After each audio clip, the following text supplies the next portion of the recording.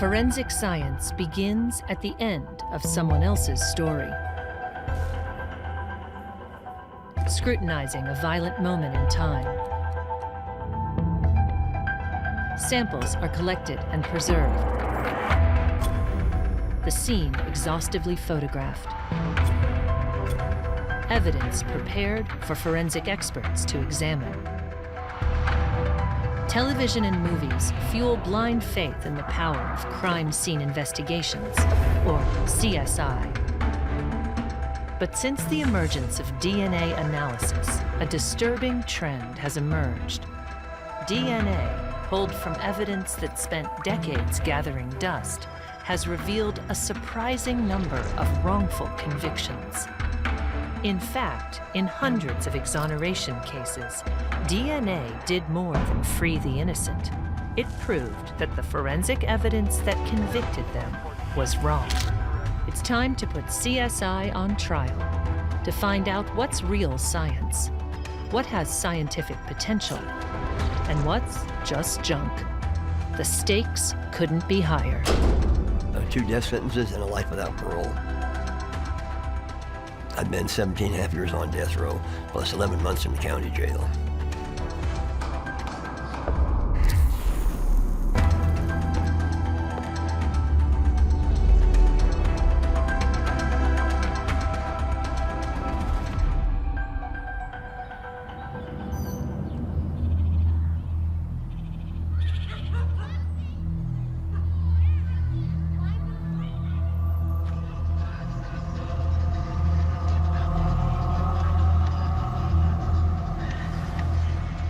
On the morning of February 24th, 1982, 9-year-old Darilyn Johnson left her home in Nampa, Idaho, for her daily walk to Lincoln Elementary School.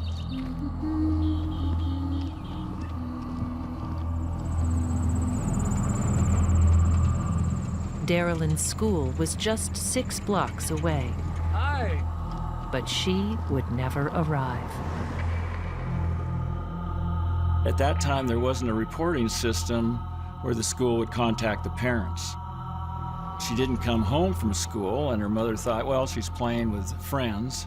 Didn't make it for dinner. Her mother was concerned, made some calls, and they couldn't find her. A search party fanned out across Canyon County. 3 days later, the Nampa community was confronted with a shocking discovery. Darilyn's lifeless body was found near the Snake River, beaten and raped. The cause of death, drowning. An examination of the crime scene by the Canyon County Sheriff's Office revealed physical evidence, both hair and a footprint. But the investigation stalled. Attorney and former director of the Idaho Innocence Project, Rick Visser, recalls the mounting public pressure. When you have a crime like that, a heinous crime, there's a real zeal to get it solved. After months of fruitless investigation, detectives turned to leads from local school children.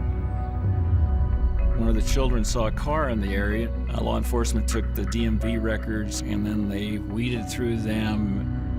Police discovered that 34-year-old Vietnam vet Charles Fain owned a similar car. He had a prior conviction for robbing a laundromat, and his hair color matched hairs found at the crime scene. So I went down there and started talking about this murder of this 9-year-old girl, and I gave them some hairs like they asked and left. Figured it was no big deal. I hadn't done nothing, so I walked out. Like a typical innocent person, he was happy to cooperate. He took a lie detector test and passed it. 6 weeks later, they called me back down there and said, the FBI says the hair matches one found on the victim. And on March 7th, 1983, Charles was arrested for the kidnapping and murder of Darilyn Johnson. His sister, Terry Shumway, recalls that fateful day. I was flabbergasted. I couldn't even imagine. He had been in Central Oregon. He wasn't even over there when that happened. Charles wasn't in Idaho on the day of the murder. He was over 300 miles away visiting his parents in Redmond, Oregon. But prosecutors asserted he drove 5 hours to Nampa, murdered Darilyn, and drove back to his parents' house without anyone noticing. Everybody is like, you gotta be kidding, he was here. When that happened, he was here. We just thought it was so bizarre, and we went right to work trying to find things to prove he was there. I mean, I can't tell you how many hours we spent on this, and nothing seemed to work. And you don't know what to do. So you just sit there and go through it and hope it comes out right. And it didn't.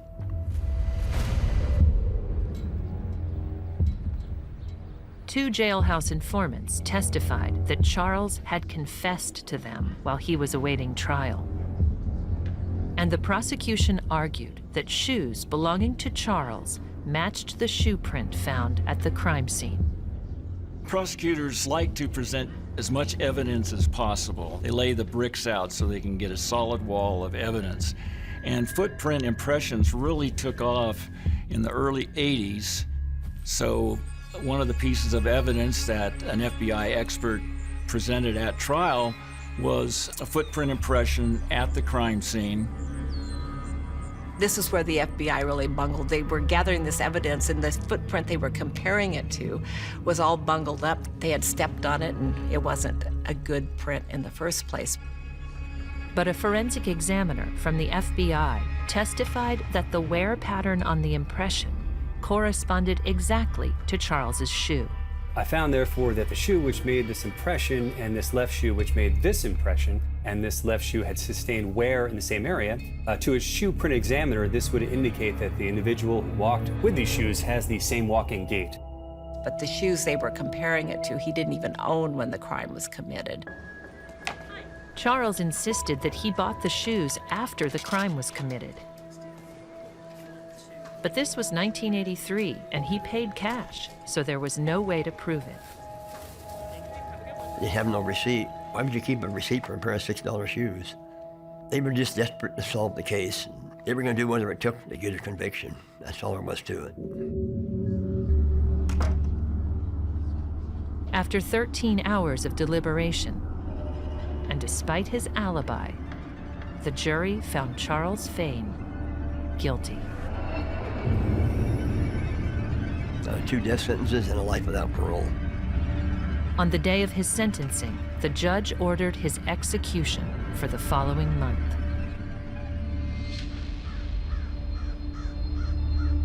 Footprint evidence helped send Charles Fain to death row. They said it was similar in tread print. And the jury, that's all they needed to hear. But how did footprints become courtroom evidence in the first place? It started with another very young victim. The earliest reference that I'm aware of is a 1786 case that involved the murder of a little girl in Scotland. The investigator noticed when the suspect fled, he left footwear impressions in mud and was able to cast those impressions. Later at the funeral, he was able to take impressions of the people that showed up and was able to establish the identity of the murderer. 2 centuries later, in the late 1970s, an anthropologist garnered worldwide attention with the discovery of a 3.6 million-year-old fossilized footprint. Louise Robbins was on a study in Tanzania, and a footprint was discovered, and Ms. Robbins concluded that it was made by a medium-height young woman that was 5.5 months pregnant. Ms. Robbins took off thinking that she could be an expert witness, published a book, and sure enough, people started coming to her. Professor Robbins went on to serve as a footwear expert in more than 20 criminal cases. Her testimony helped send at least a dozen people to prison and 1 man to death row. By the mid-1980s, footwear evidence was seen as an effective prosecutorial tool and commonly used in criminal cases. so common that Unabomber Theodore Kaczynski wore shoes with smaller soles attached to trick investigators.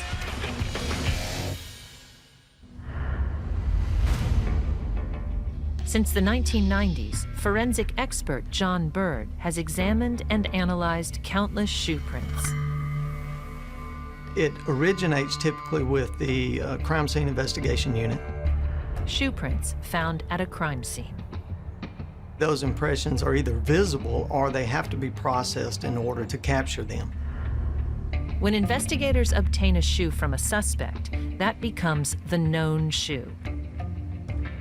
That shoe is photographed and then processed.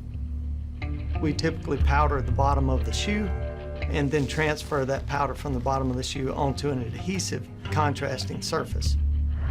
The result is a comparison print called the known standard. Then we can compare that standard against the questioned image from the scene. If investigators are comparing a suspect's known shoe to a three-dimensional imprint, made from a print in mud, for instance, they create a cast of the imprint. And then we produce a three-dimensional image of the known shoe in the laboratory so that we're comparing apples to apples.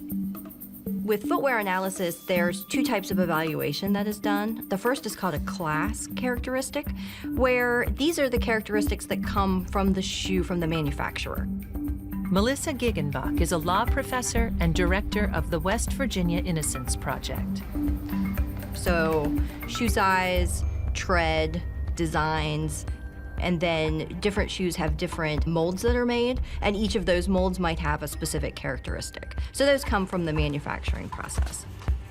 Class characteristics do not provide a basis for identification, but they do lessen the number of possible donors of a specific impression.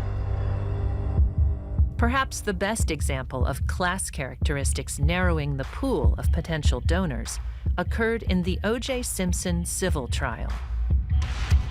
When a bloody shoe print was found at the scene, an FBI footwear analyst determined it was created by an Italian-made shoe, a Bruno Magli Lorenzo model in size 12.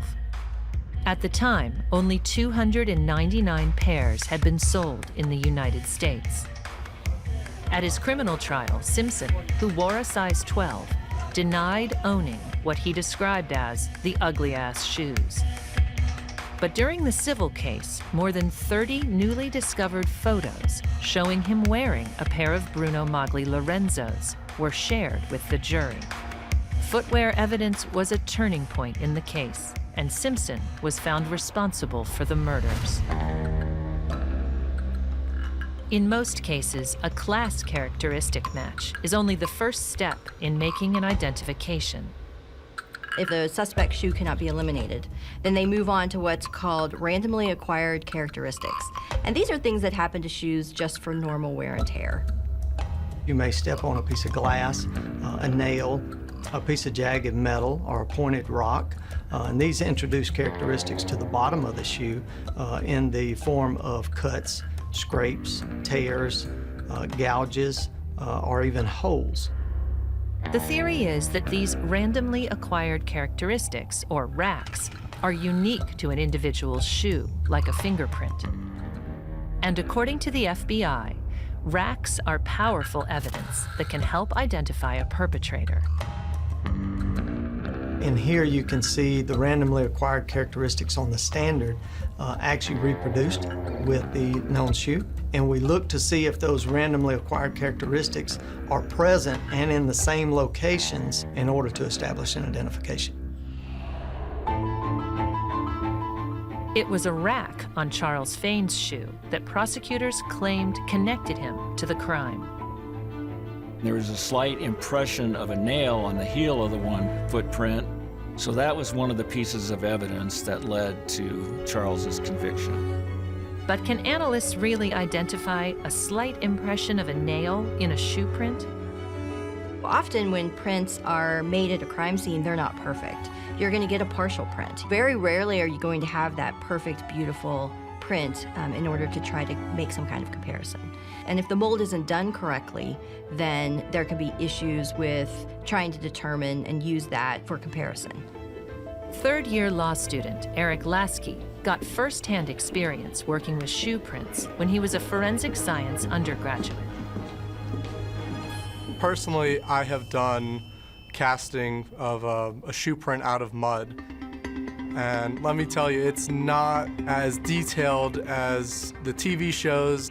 To get individualized and characteristic of a mold is very hit and miss with what you're gonna get.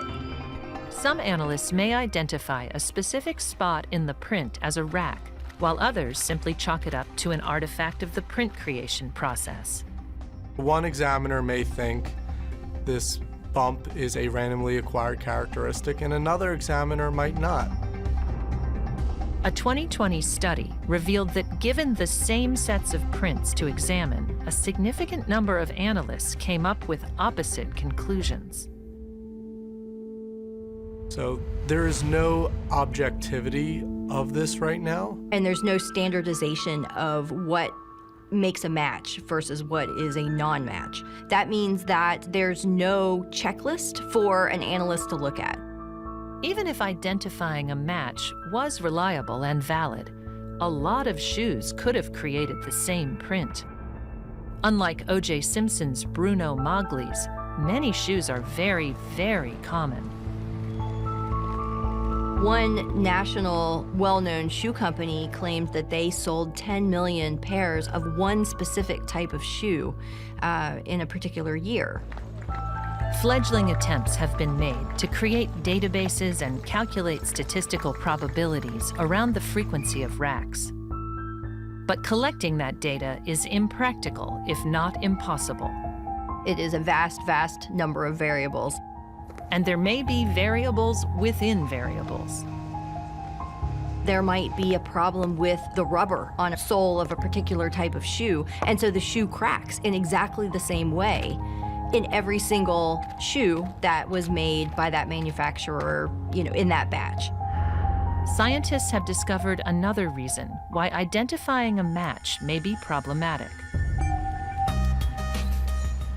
At La Jolla's Salk Institute, Vision Center Lab Director Thomas Albright studies visual perception. I've thought about the problem of forensics for a long time, and I've always been suspicious of the whole enterprise because I know how vision works. While eyes capture information, the brain processes what we see. The visual brain is largely the cerebral cortex. It's about 3/4 of the total human brain volume. It's an enormous part of your brain. And that visual brain depends very heavily upon context. Context includes the observer's motivational state, like hoping to solve a crime. The natural human tendency to look at these abstract things and find stuff, to find visual patterns. But we can't help it because that improvisational ability of our visual system is fundamental to human survival. There are enormous contextual factors that can bias people one direction or the other. Professor Albright's research shows how our brain is wired to visually fill in the gaps between patterns that may not match.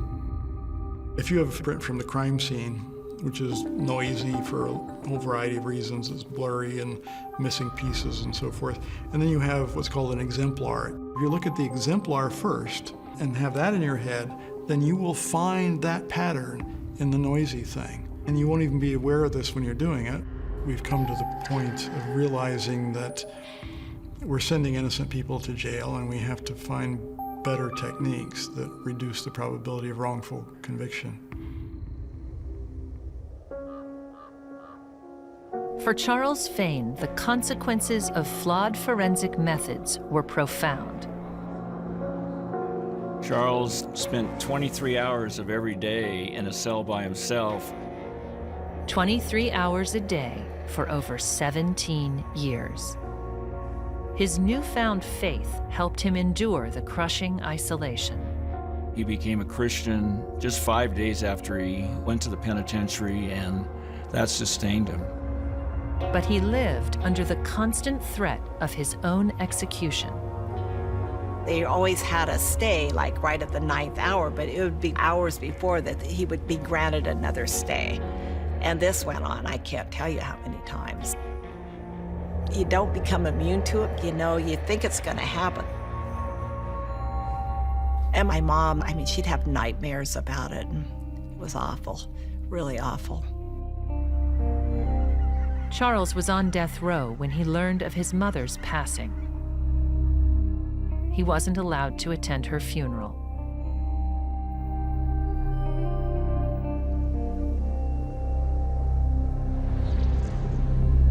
But years later, scientific breakthroughs in DNA analysis offered new hope for his case. The hairs found at the crime scene now held the potential to reveal information about the real perpetrator. There is a nucleus in the root of a hair. It does have these little organisms going around called mitochondria.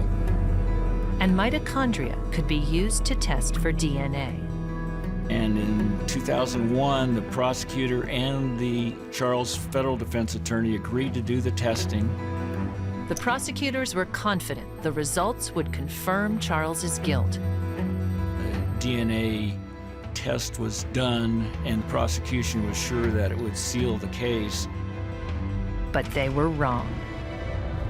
The tests conclusively proved that the hairs did not belong to Charles Fain.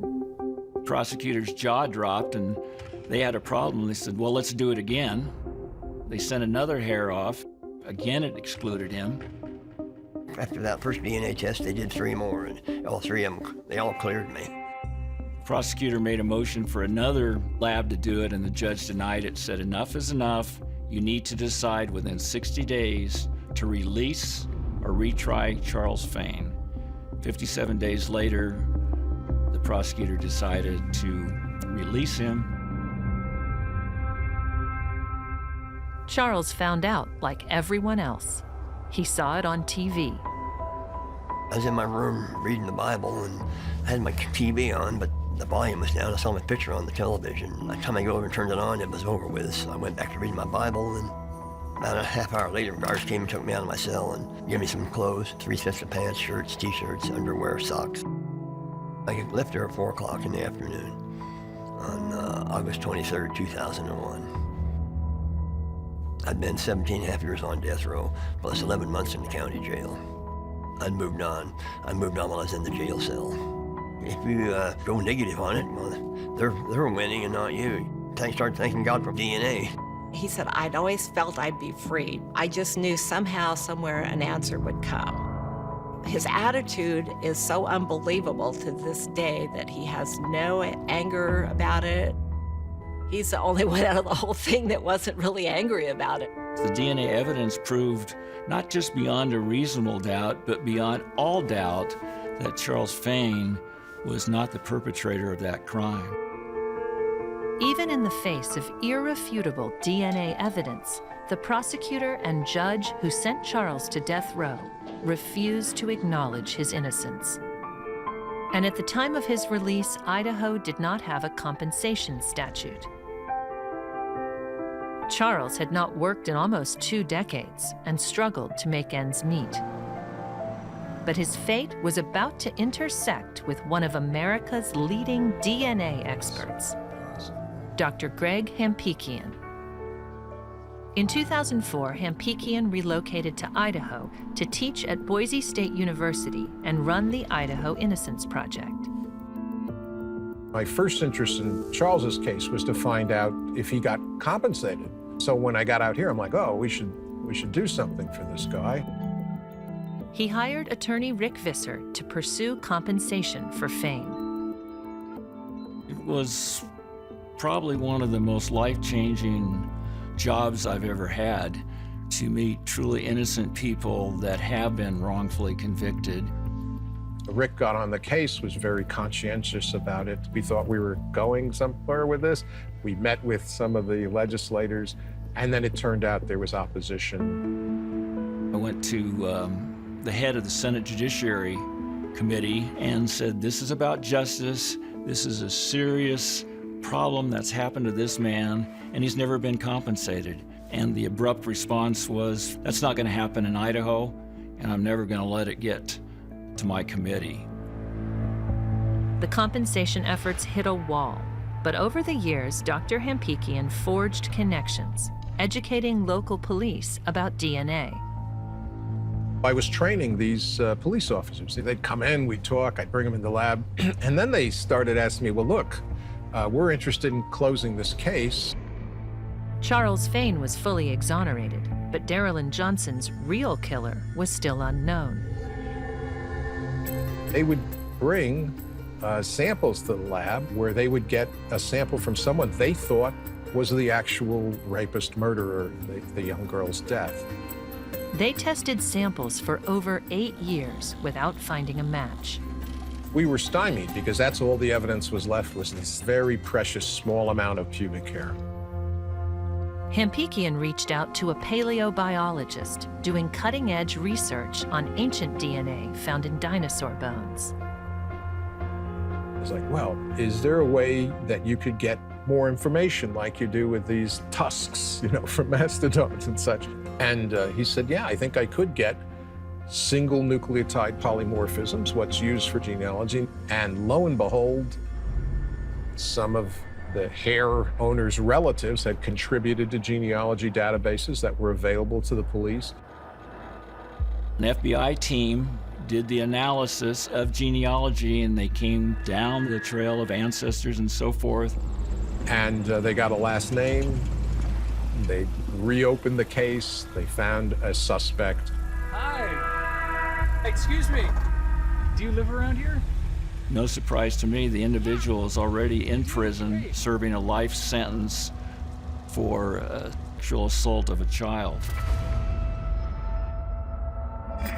Exactly 38 years after Darilyn Johnson's murder, investigators obtained a court order to test the DNA of David Dalrymple. And it proved that David Dalrymple was the true perpetrator and the only perpetrator of the kidnap and murder of 9-year-old Darilyn Johnson. Although he lived on the route Darilyn took to school, Dalrymple was never a suspect.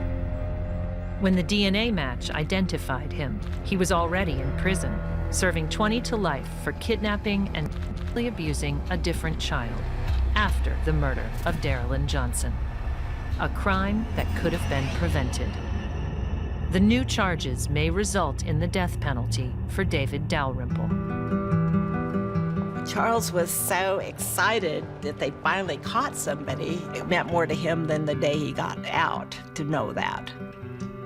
That was a happy, happy moment for all of us. We can't give you 20 years back. We can't. And there was another reason to celebrate. But what we can do is say, we are paving a path forward. The media attention surrounding Dalrymple's indictment helped shift public opinion regarding compensation. Not only did Fain receive over $1 million, Idaho passed the Wrongful Conviction Act, providing state compensation for others like him. Bought me a house, a pickup, got me a pup. I've been doing a lot of fishing since then. A little rough at times, but I got through it. And that's another thing you need to know. You'll get through it. One way or the other, you'll get through it.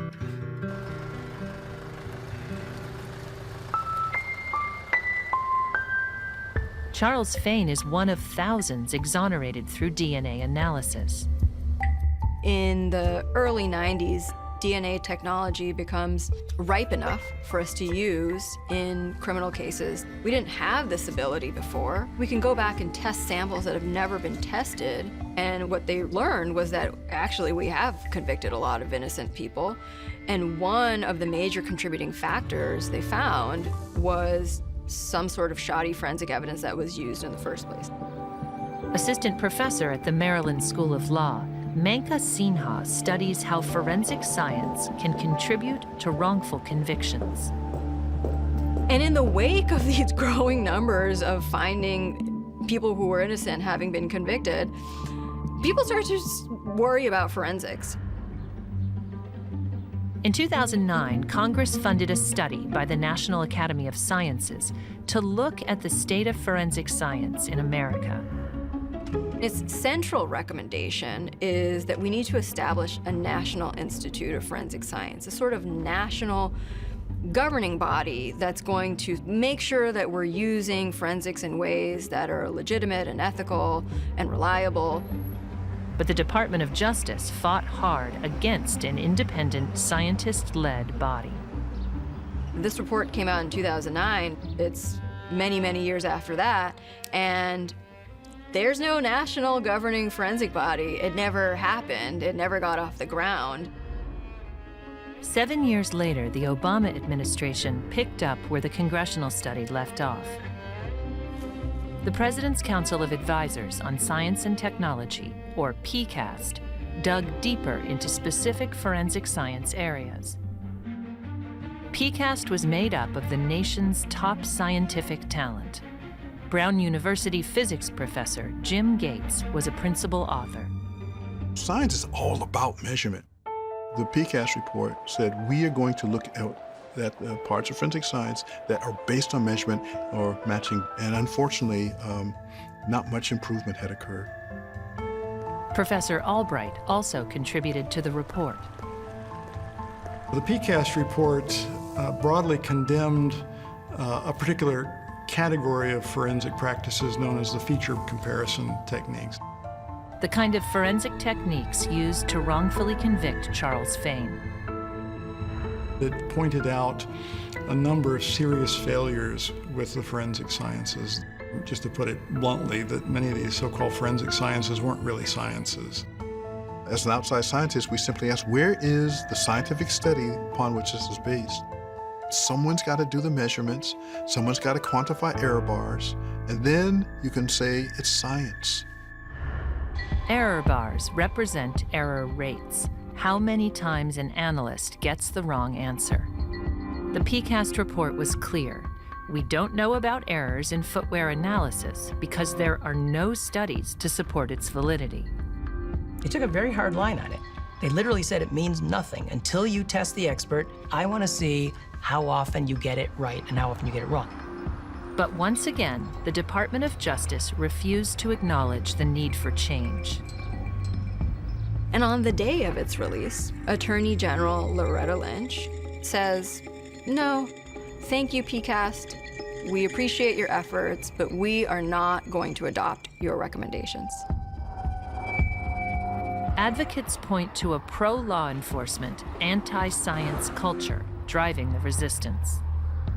A large part of the pushback, although it comes from prosecuting attorneys, forensic science is a tool that basically they can use to get convictions. And so to have any challenge to the quality of that science is for them a threat to achieving convictions. Of course, the counter-argument is, well, if you're using a faulty technique, you might have teeth, but you're going to lock up the wrong people some fraction of the time. Scientific studies have revealed that forensic science testimony has outsized influence on juries. Jay Kohler teaches at Northwestern's Pritzker School of Law and studies behavioral decision theory. Because this testimony is often technical in nature, jurors tend to rely on the expert's credentials and experience when deciding how much weight to give to the testimony. If the expert appears to be well-trained and has sufficient experience, jurors will defer to the expert's conclusions. Sometimes you have experts who come in lab coats and it feels really scientific, even when it's not. It can have this effect of making other aspects of a case that are questionable, just sort of wash them away because, oh, I have this forensic evidence and it feels super reliable and super accurate. And unfortunately, science and the word scientist has totemic power. So when they hear the word science or scientist, they think that's it, that word is the truth. And that's a fundamental problem because jurors don't know about the criticism and the scrutiny that these disciplines have received for failing to really shore up the scientific underpinnings. Many of us outside the field say, you're using the power science, but you're not doing science. And this is a deep moral as well as practical problem.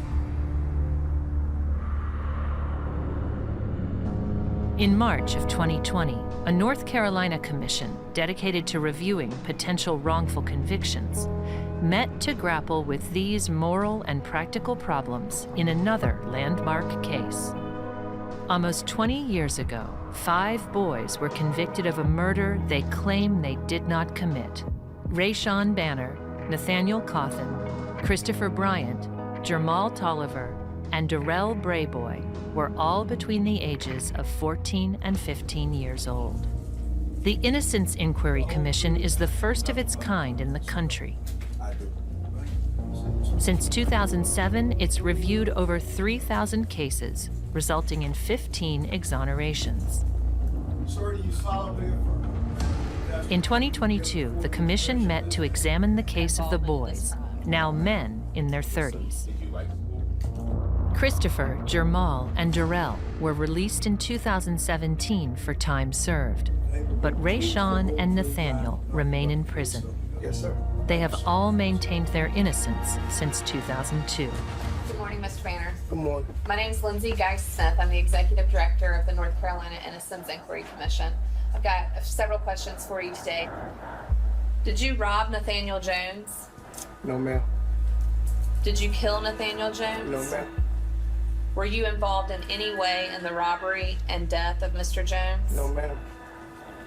Were you present when Mr. Jones was robbed, tied up, and killed? No, ma'am. Are you aware of who committed the crime? No, ma'am.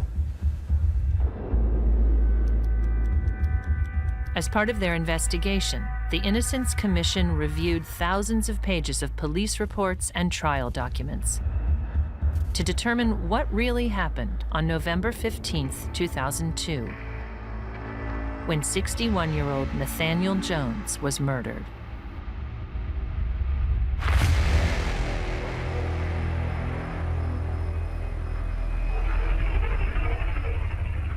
At 7:45 p.m. in Winston-Salem, North Carolina. Mr. Jones is found unconscious, lying face down in his carport, bloody and gagged, his hands bound behind his back. A neighbor makes a frantic 911 call. 911, what's your emergency? I need an ambulance quickly. 905 Rabia Street.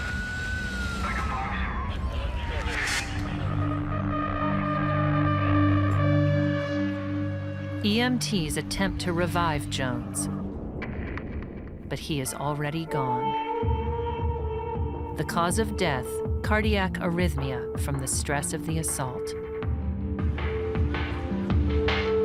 Detectives process the gruesome scene. Blood is found on the concrete floor and smeared across the driver's side door of Mr. Jones's car, indicating a struggle. 2 partial shoe prints are found on the hood of the car. Investigators theorize the perpetrator stood on the car to unscrew the carport light bulb. The shoe prints are photographed, and 2 cardboard boxes are taped to the hood to protect them for further processing.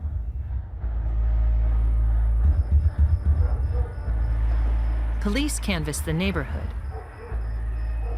An eyewitness reports seeing a Hispanic man running away from the carport around the time of the crime.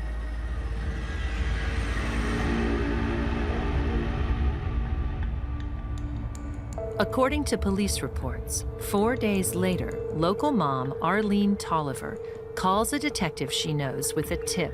Her son might know who is responsible. 15-year-old Jermal Tolliver is picked up for questioning.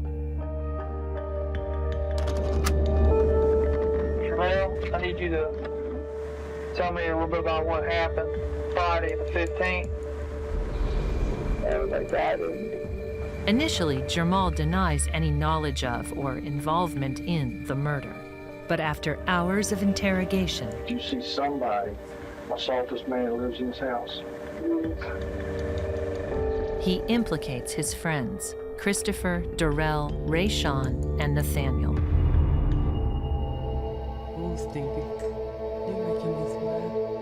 Rayshawn and Nathaniel's mother, Teresa Ingram, recalls that pivotal day. Rayshawn called me at work.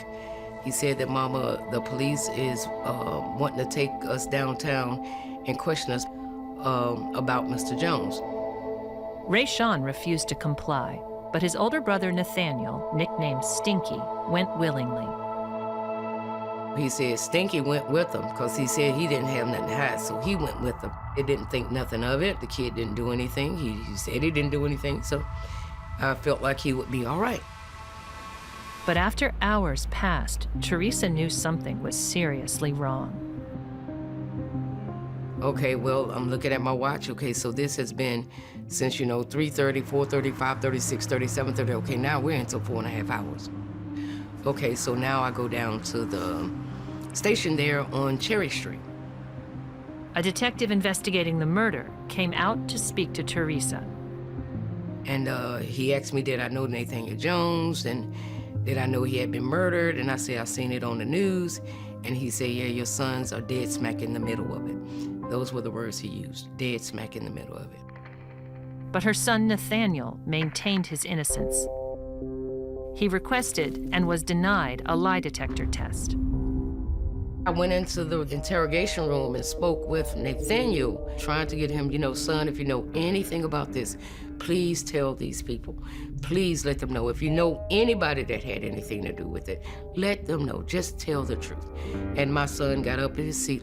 He threw the seat down and he said, I ain't killed no effing body.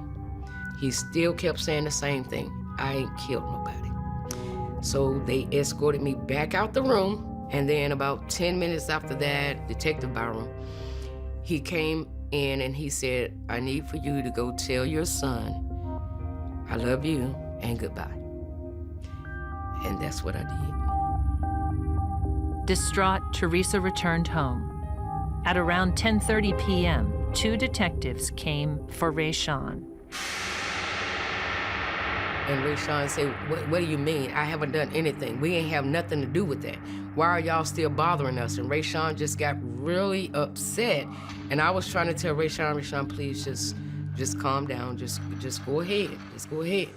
And he said, so y'all gonna put, handcuffs on me in front of my mother? And yeah, he was really hysterical. We read you a juvenile rights waiver. You signed this rights waiver acknowledging that you understood your rights and agreed to talk to us. Is that correct? Okay. Questioned for hours, all 5 boys claim interrogators threatened them with the death penalty and lethal injection when they denied involvement. They was like, you get death penalty for this, so just tell us what we want to know so you can go. And how old were you at this time? 14. You're 14 years old? Yes, sir.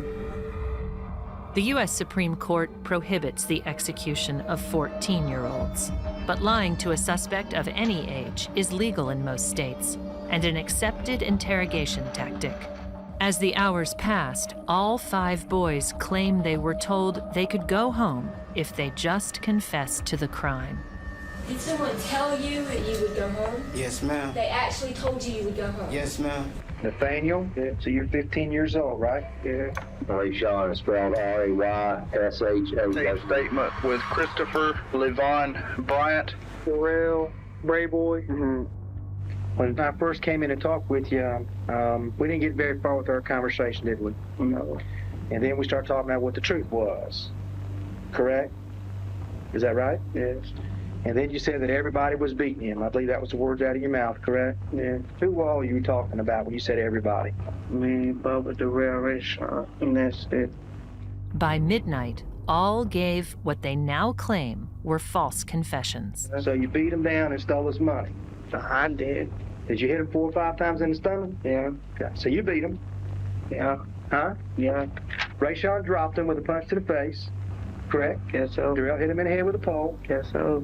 No, I'm not asking for you to guess. I'm asking what your answer is. Yes. That's what you told me earlier, correct? Yes. Is that the truth? Yes. By 3 a.m. on November 20th, 2002, all 5 boys were charged with first-degree murder. Although they admitted guilt, each told a different, contradictory story, inconsistent with the known facts.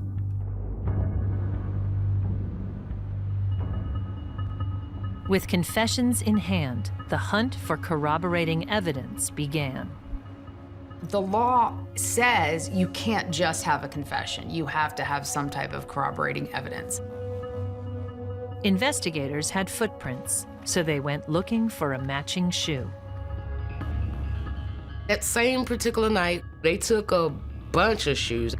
Rayshawn told detectives he was wearing Nike Air Force Ones the night of the murder. Police seized 4 pairs of Nike shoes from his home.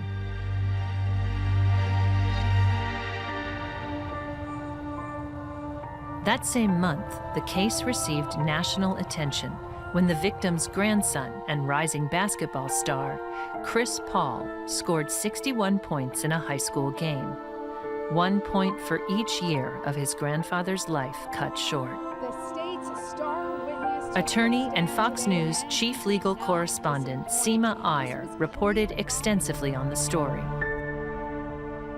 Chris Paul, famous basketball player, hometown hero, absolutely beloved in the state of North Carolina, and of course, Winston Salem. He's from Winston-Salem.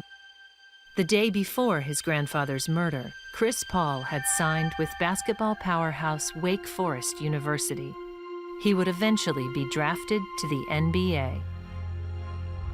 The 5 boys were now in the spotlight. And in August of 2004, the brothers, now 16 and 17 years old, were tried as adults. Nathaniel's attorney tried to suppress what all 5 boys claimed were coerced confessions, but the motion was denied. Prosecutors offered a second-degree murder plea with 15 years in prison. The brothers refused. I said, Stinky, are you sure? He said, yes, ma'am. I said, okay. Went in to talk to Rayshawn. Rayshawn said, no, Mama. He said, I'm not taking a plea bargain. And he said he would sit in this prison and he would rot before he said he done something that he didn't do. At trial, the jury heard that none of the 12 latent fingerprints found at the scene matched any of the 5 boys. Blood and fibers from the scene didn't match them either. Only the 2 partial footwear impressions from the hood of the car tied any of the boys to the scene of the crime. Forensic print analyst Joyce Petska took the stand. I've testified approximately 85 times in fingerprints and approximately 39 in footwear. Petska outlined her process in exacting detail. I received 4 different pair of Nike athletic shoes. I also received 58 different photographic frames, and I received 39 photographs. She then created a known standard from the suspect's shoe to compare with the questioned impression. I determined that one of the impressions was consistent in design, size, and wear with the right shoe, and one of the impressions was consistent in design, size, and wear with the left shoe.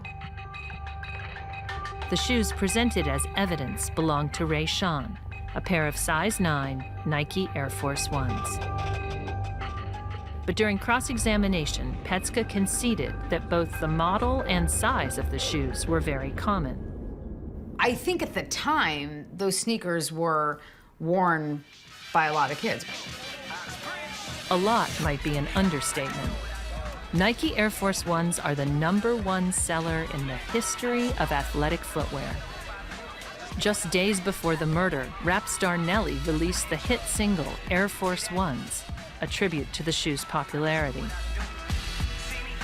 The song eventually hit #3 on Billboard's Top 100. The year of the trial, an estimated 10 million pairs were sold.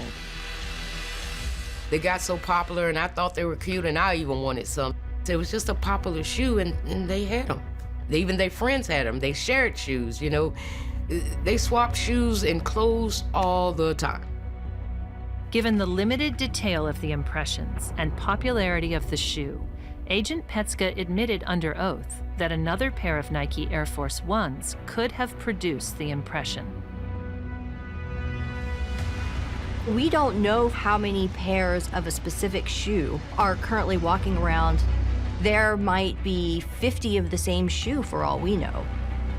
the jury wasn't warned that scientists consider partial footprints to be an unreliable identification method. You get a lot of testimony that says something like, well, I've looked at the shoe print and I've looked at the shoe, and there are some areas here of similarity. What does that mean? So a jury is kind of left to say, oh, so there are some areas of similarity, but they don't think, well, wait a minute, that means that there's areas of dissimilarity. So is there something that possibly could have eliminated this print? And you're just kind of left with the jury hearing a bunch of words without having any context for what that means. In closing arguments, the prosecution went even further, repeatedly arguing Rayshawn's shoe was a match to the imprint, even though their own expert conceded it was not. But the damage was done. The jury came back in a little of no time. Good gracious, I was here. Probably wasn't even 45 minutes before they came back. The verdict? Guilty of first-degree murder.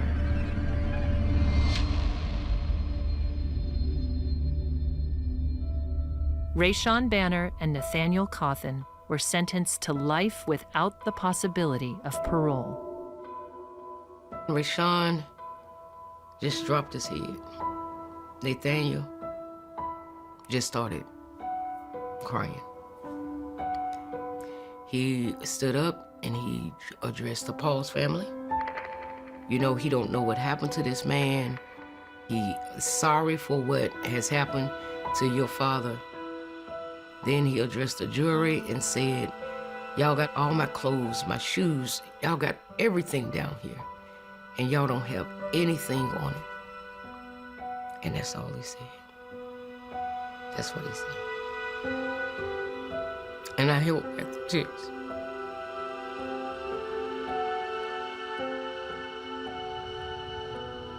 Rayshawn and Nathaniel have been in prison for 18 years. Nathaniel calls a lot. That boy's so handsome. Rayshawn, he calls probably about every 2 to 3 weeks. He's not as dependent as Nathaniel is. I always thought Rayshawn was the mama's boy, but I think Nathaniel is.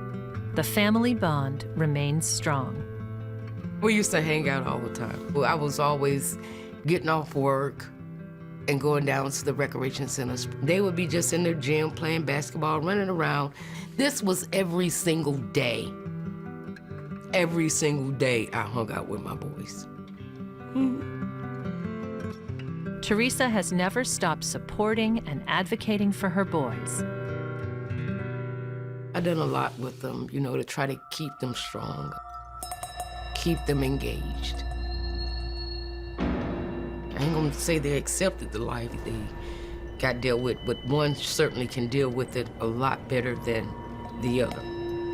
Rayshawn dealt with it better than Nathaniel did. In 2014, Nathaniel wrote a suicide note to his mother and brother, maintaining his innocence before trying to end his life. According to prison records, it was his third attempt.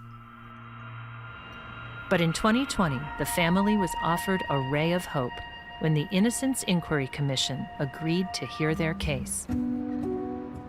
It was 2020, going right out of 2019 to 2020 is when I learned that they were getting ready to get some help. But I never thought that it would lead to where we are now.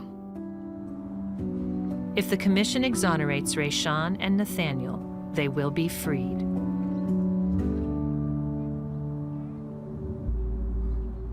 Over the years, the public has learned more about false confessions, and Rayshawn, Nathaniel, and their co-defendants are now known as the Winston Salem Five.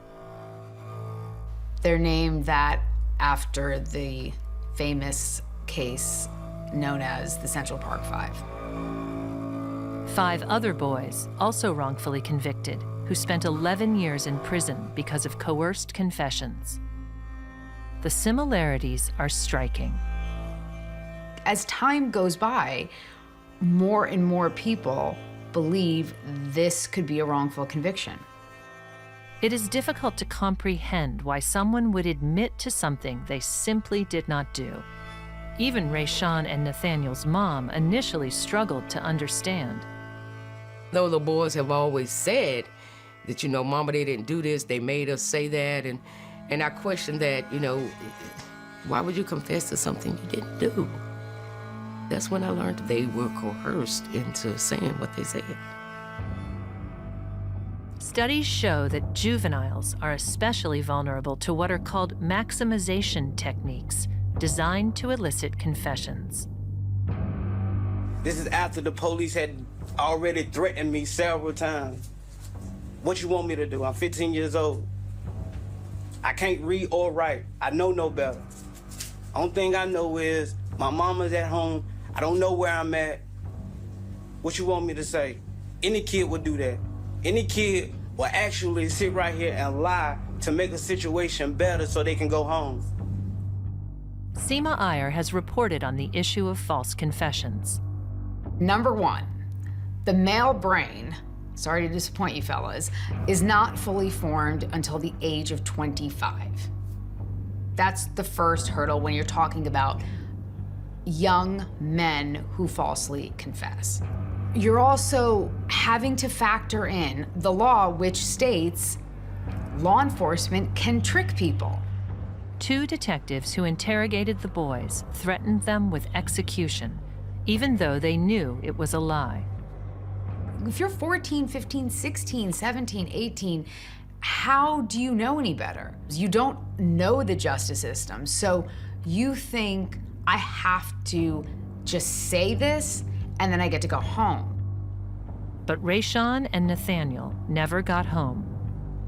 The interrogation techniques also worked on a friend of the boys, who confessed to driving them to the scene of the crime. So it would be Bubba, Rayshawn, Stinky, and Darrell in your car? Yes, sir. And you drove? Yes, sir. But 18 years later, Jessica Black came forward to admit she lied because she was afraid she would be sent to prison. Everything I said on the stand, I can tell you, them, anybody, all that shit's not true.